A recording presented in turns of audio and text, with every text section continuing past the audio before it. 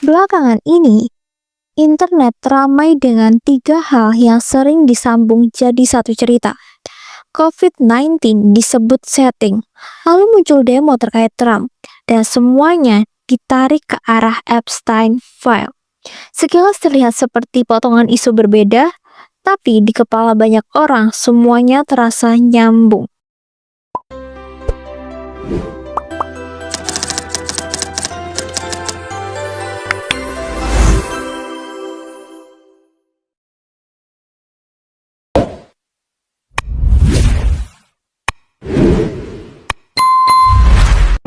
Masalahnya, ketika informasi datang bersamaan, orang cenderung menggabungkannya jadi satu narasi besar.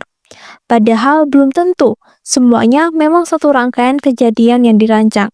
Kadang itu hanya momentum yang berdekatan. Yang bikin makin panas, isu-isu ini menyentuh hal sensitif, kesehatan global, politik Amerika, dan skandal elit. Tiga hal yang selalu memicu emosi publik, bukan cuma logika. Dan ketika emosi bermain, ruang diskusi berubah.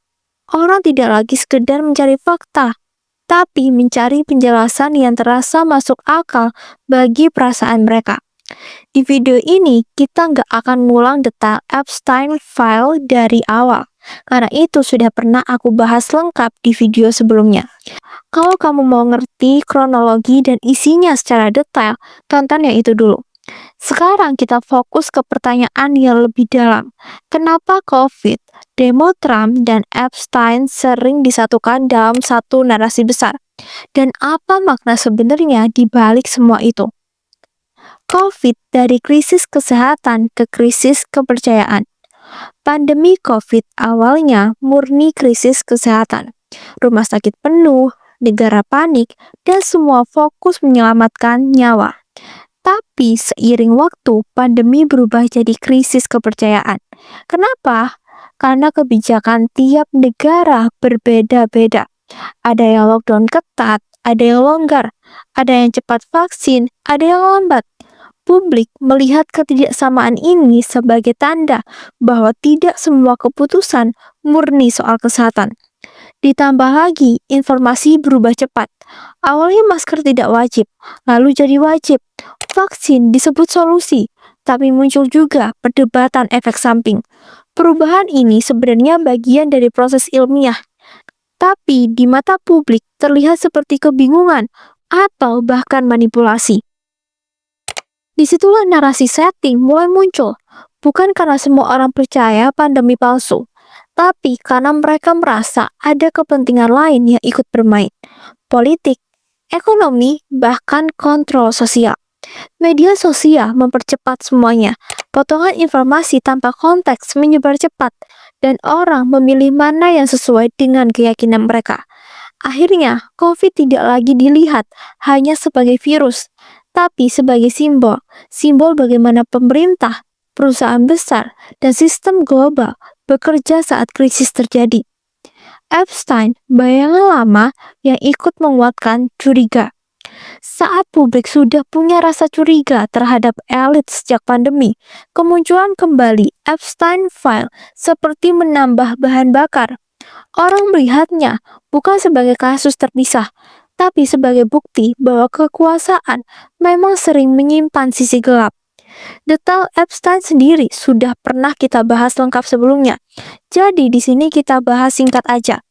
Kasus ini menunjukkan bagaimana relasi, uang, dan pengaruh bisa membentuk lingkaran yang sulit ditembus.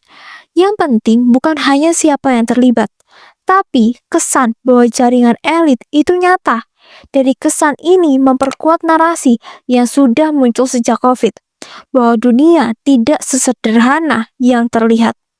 Publik mulai menghubungkan dua hal, pandemi yang terasa penuh kepentingan dan skandal lama yang menunjukkan kedekatan elit. Walau belum tentu ada hubungan langsung, secara emosional terasa nyambung. Ini bukan soal fakta semata, tapi soal persepsi. Ketika kepercayaan publik sudah turun, setiap kasus besar akan dilihat sebagai bagian dari pola yang sama. Dan dari sinilah narasi semuanya sudah diatur, mulai terdengar semakin masuk akal bagi sebagian orang. Trump dan ledakan reaksi jalanan. Nama Trump selalu memicu reaksi kuat, baik yang mendukung maupun menolak. Ketika isu Epstein kembali naik dan dikaitkan dengan tokoh politik, reaksi publik langsung terasa di dunia nyata, bukan cuma online. Demo yang muncul sebenarnya bukan hanya soal satu orang. Itu refleksi polarisasi yang sudah lama ada di Amerika. Masyarakat terbelah dan setiap isu besar jadi pemicu baru. Bagi pendukung, tuduhan dianggap sebagai serangan politik. Bagi penentang, itu dianggap bukti bahwa elit harus dipertanggungjawabkan. Dua sisi ini bertabrakan di ruang publik. Media memperbesar tensi. Setiap pernyataan, setiap aksi langsung disorot dan disebarkan. Akibatnya, suasana terasa lebih panas dari kondisi sebenarnya. Demo juga menunjukkan satu hal.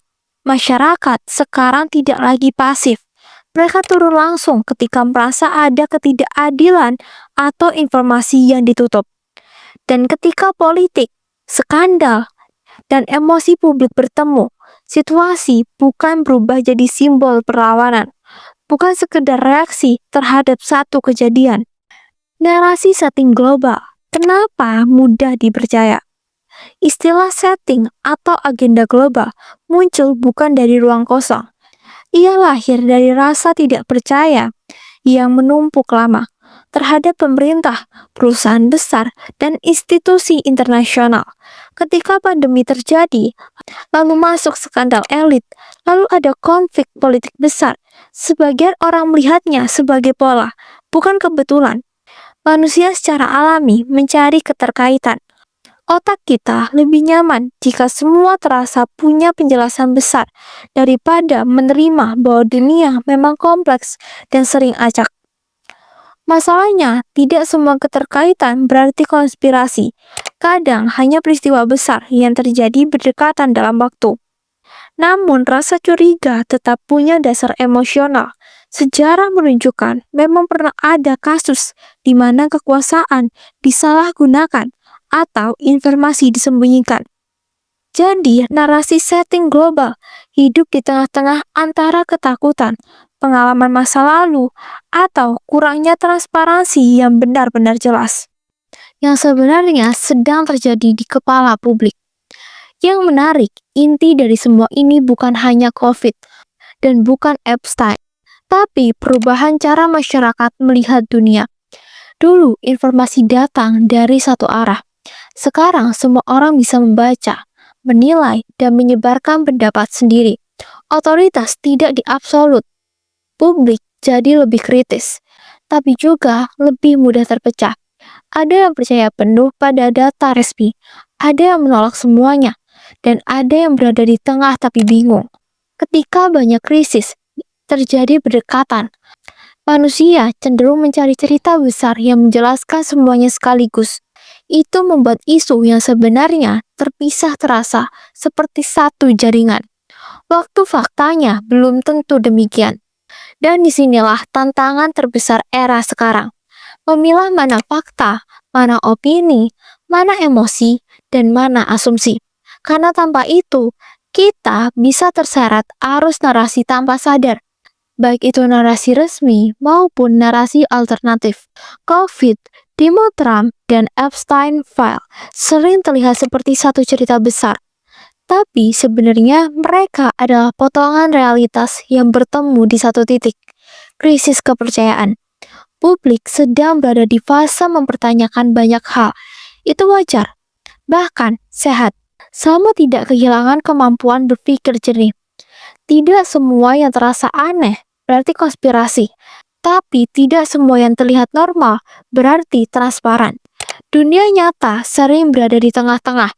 Yang penting bukan memilih percaya siapa, tapi memahami bagaimana informasi bekerja, bagaimana kekuasaan bergerak, dan bagaimana opini publik terbentuk.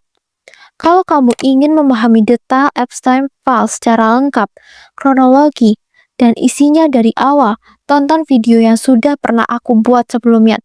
Di situ dibahas lebih dalam dan runtut. Di video ini kita melihat gambaran besarnya.